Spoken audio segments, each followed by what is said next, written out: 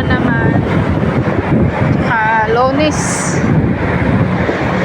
Kaya ganyan ka, daming sasakyan kasi Lunes ngayon. Guys, pupunta tayo ng palengke. Pupunta tayo ng palengke kasi bibili tayo ng gulay para may maluto tayo. Kasi nga guys, tuwing Lunes o tuwing day off, minsan nga hindi pa eh. Pag sinipag lang magluto. Kailangan tayo papuntang Riverside.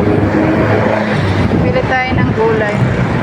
Hindi na ako papasok dun sa mismong palengke ng guys. Mismong Commonwealth dyan sa market na yan kasi gulay lang naman yung gulay lang yung bibilhin ko ba. Sayang yung oras.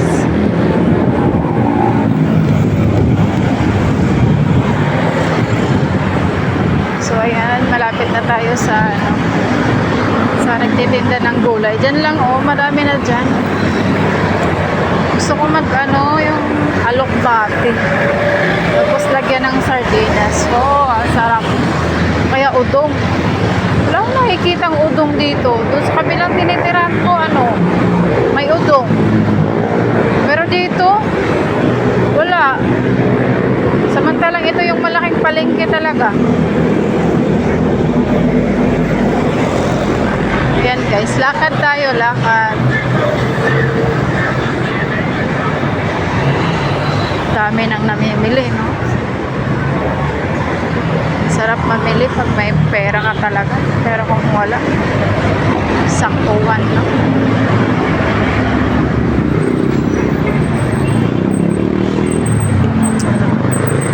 Ay, nako. Ilang araw na lang guys, matatapos na naman ng 2025.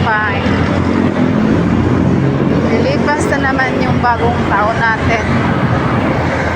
Bago na naman. Sana maraming blessing ang darating sa buhay. Kasi tingnan nyo naman guys, ang daming paninda. Bili tayo ng gulay.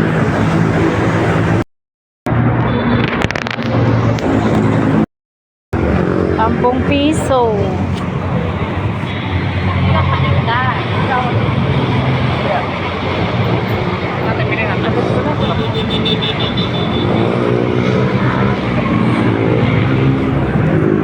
So guys, pipili tayo ng gulay. Ang dami ng prutas. Kaso di ako pwede bumili ng prutas, wala mang kakain. So guys, asin na.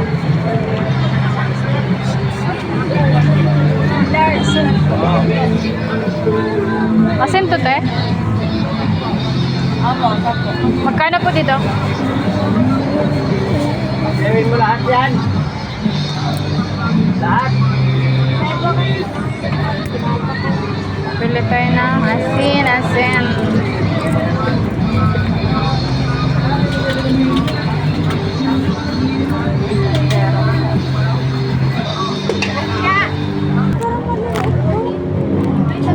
So, 12.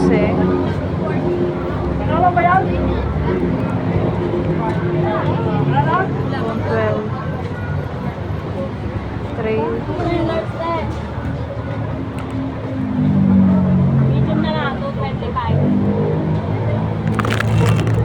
Parang maliit to.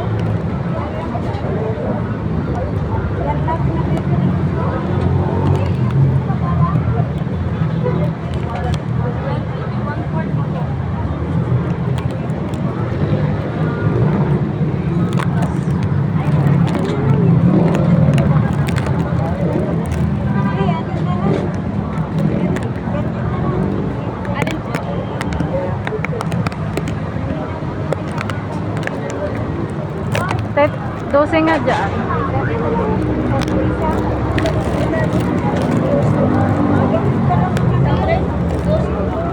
12 pesos pa. Magkano?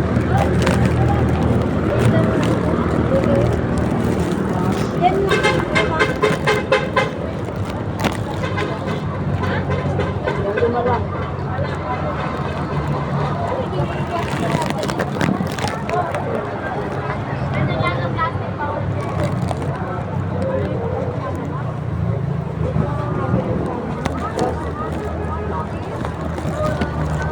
lang sa dito po.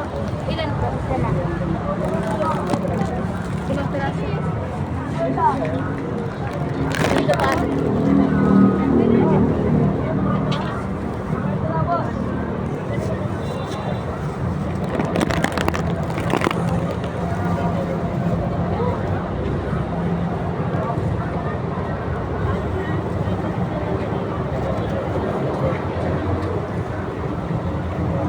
Magkano te?